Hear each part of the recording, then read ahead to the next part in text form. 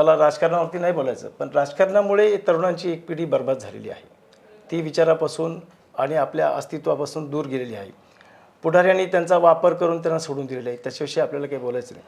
परंतु मला असं वाटतं की मला ह्या गोष्टीपासून दूर जायचं, तो अधिकार माझा आहे. कोणी हाक दिली तर योग्य ठिकाणी जायचा अधिकार माझा आहे. युवकांनी त्या गोष्टीपासून आपण सावध राहायला पाहिजे होतं. साधारणतः 2000 म्हणजे 93च्या नंतर बाबरी मशिदीचं आंदोलन, त्याच्यानंतर झालेला जो काही जो बदल आहे, या बदलामुळे एक देशामध्ये एक वैचारिक फळी निर्माण झालेली आहे. या वैचारिक फळीमध्ये ज्याला जात माहीत नव्हती, ज्याला धर्म माहीत नव्हता, माझ्या शेजारी कोण राहतं हे आपण बघत नव्हतो, माझ्या शेजारचा माझ्या वर्गातली मुलं कुठल्या धर्मातले आहेत, कुठल्या जातीतले आहेत, याचं मला कधीही लवलेश म्हणजे कधी ती गोष्ट मला जाणवली नाही की आपल्या वर्गामध्ये कोणीतरी हिंदू आहे, कोणतरी महार आहे, कोणतरी दलित आहे, कोणतरी आदिवासी आहे.